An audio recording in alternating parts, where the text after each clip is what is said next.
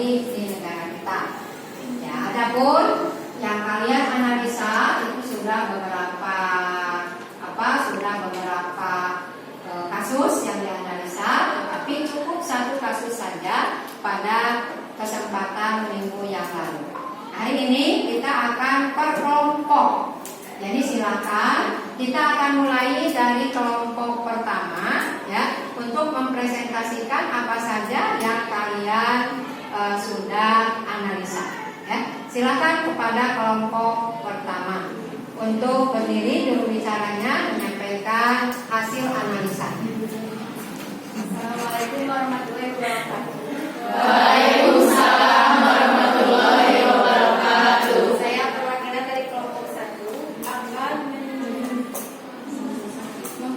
mempresentasikan kasus kriminalisasi pembunuh. PN Jakpus pada 3 Mei 2010 memvonis bebas Khairul Saleh, seorang pembunuh yang dituduh memiliki ganja seberat 1,6 gram. Pria 38 tahun ini dipaksa mengakui memiliki ganja oleh sejumlah oknum polisi. Orang nomor 1 dituduh korupsi Jenderal Polisi Bambang Hendarso dan Brigjen Utama untuk menindakkan identitas juga rekayasa ini.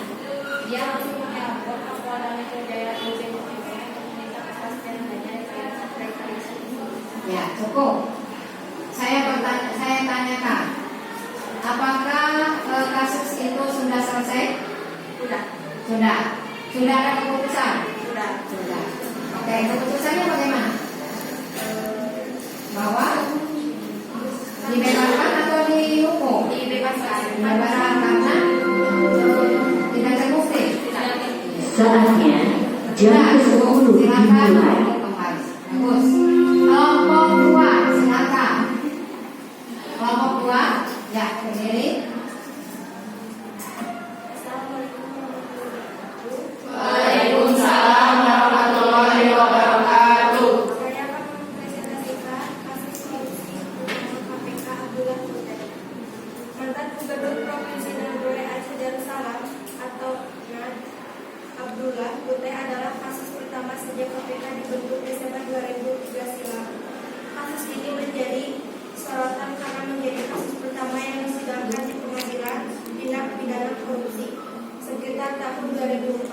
Bahkan kasus ini menjadi satu-satunya kasus yang disidangkan kala itu. Singkatnya, peran Putih dalam kasus korupsi pembelian helikopter M1-2 buatan Rusia mengantarkan dia ke penjara.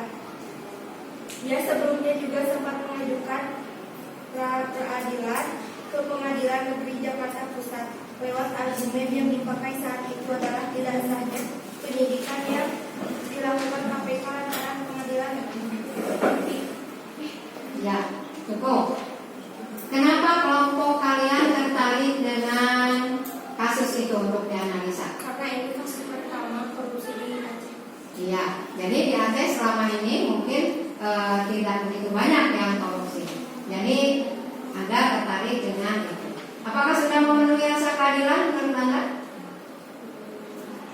Sudah. Kenapa? Pelakunya sudah dihukum. Iya. Jadi berarti para penegak hukum sudah bekerja dengan baik. Ya, cukup. Silakan dulu. Kelompok 3. Kelompok 3, silakan. Assalamualaikum warahmatullahi wabarakatuh. Waalaikumsalam warahmatullahi wabarakatuh. Di sini saya akan sedikit membahas tentang kasus pembunuhan Wayan Mirna. Pada tanggal 6 Januari 2016, Wayan Mirna Salikin 27 tahun meninggal dunia setelah meminum kopi es Vietnam di Olivier Cafe, Grand Indonesia. Saat kejadian, Mirna diketahui sedang berkumpul bersama kedua temannya, Hani dan Jessica Kumala Wongso. Dalam kasus ini, motif Jessica membunuh Mirna adalah untuk membalaskan dendamnya terhadap Jessica karena Mirna berulang kali menyuruh Jessica putus dengan Patrick O'Connor, mantan pacar Australianya. Setelah melewati beberapa kali persidangan, Jessica pada akhirnya dituntut 20 tahun penjara atas tindak pidana pembunuhan yang diatur dalam pasal 340 KUHP. Ya, cukup.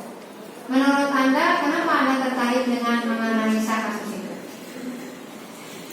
Kelompok 3. Karena menurut saya kasus Wayan Mirna ini adalah salah satu kasus pembunuhan berencana yang dilakukan oleh temannya sendiri. Ya, jadi oleh temannya sendiri. Ternyata teman juga bisa menjadi lawan, ya. Ya. Apakah sudah memenuhi rasa keadilan? Sudah. Pelakunya sudah dihukum? Sudah dihukum dan dituntut penjara selama 20 tahun. Iya, berarti penegakan hukum sudah berjalan dengan baik. Iya, sudah cukup, silakan. Kelompok 4, silakan. Assalamualaikum warahmatullahi wabarakatuh. Waalaikumsalam warahmatullahi wabarakatuh. Saya akan menyampaikan Hasil analisa. hasil analisa pembunuhan Brigadir J alias Brigadir Yosua. Putri Chandrawati menjadi tersangka dalam kasus pembunuhan Brigadir J. Status Putri Chandrawati ini menuduh suaminya Irjen Verdi Sambo serta Baradae, Brigadir Rizky dan Ma'ruf Kuat yang sebelumnya ditetapkan sebagai tersangka. Penetapan para tersangka menganulir narasi awal kasus kematian Brigadir J yang sebelumnya dinarasikan tewas dalam baku tembak. Hasil penyidikan, pengakuan Baradae, pemeriksaan saksi dan barang bukti mematangkan jalan cerita kasus ini. Polisi memastikan baku tembak tidak pernah terjadi. Kapolri mengumumkan bahwa Verdi Sambo menjadi tersangka setelah mengakui merencanakan pembunuhan, membuat skenario dan menghilangkan barang bukti. Ya, cukup. Kenapa Anda tertarik dengan kasus ini? Karena kasusnya sedang Kasus ini sedang hangat-hangatnya viral. Ini dampak dari sosial media juga ya. Ya, apakah sudah selesai kasus ini? Belum. Itu. Jadi belum selesai, masih dalam proses ya. Jadi belum kelihatan apakah sudah memenuhi rasa keadilan atau belum. Yang jelas Anda tertarik dengan kasus ini karena kasus ini sedang viral. Kita tunggu bagaimana kerja para penegak hukum. Apakah mampu menegakkan keadilan di negara ini atau tidak? Ya, oke, cukup. Silakan duduk. Kelompok terakhir. Assalamualaikum warahmatullahi wabarakatuh. Waalaikumsalam warahmatullahi wabarakatuh. Saya di sini akan sedikit mengungkap kasus pembunuhan sadis Penitania. Kejaksaan Negeri Garut mengungkap kabar terbaru terkait kasus pembunuhan seorang gadis Penitania oleh kekasihnya sendiri dengan cara menusukkan bambu ke bagian lehernya. Kasus tersebut saat ini sudah selesai menjalani persidangan, bahkan majelis hakim sudah menjatuhkan vonis terhadap pelaku. Pelaku telah terbukti melakukan tindak pidana pembunuhan berencana dan pencurian terhadap korban yang tak lain kekasihnya sendiri. Ya, cukup. Kenapa Anda tertarik dengan menganalisa kasus ini? Dengan kasus ini, kita dapat mengambil pelajaran terutama untuk kaum perempuan agar tidak terlalu percaya kepada laki-laki, sekalipun itu orang terdekat kita. Iya, bagus. Tertarik karena menyangkut pembelajarannya bahwa dari kasus itu kita harus belajar. Ya, dari kasus pembunuhan Mirna kita harus belajar. Ternyata kehati-hatian itu harus tetap ada, ya kan? Dari kasus ini harus belajar. Wanita itu harus hati-hati, jaga diri sehingga tetap mampu menjaga kehormatannya dan menjaga keselamatan dirinya. Ya, oke, sudah selesai. Kita tarik kesimpulan bahwa penegakan hukum di Indonesia, ya alhamdulillah selama ini kepolisian sebagai penegak hukum, kejaksaan, kemudian kehakiman dan juga lembaga pemasyarakatan itu sudah mengerjakan dan melaksanakan tugas dan fungsinya sesuai dengan wewenang mereka masing-masing. Ya, mungkin diskusi hari ini kita cukupkan sekian.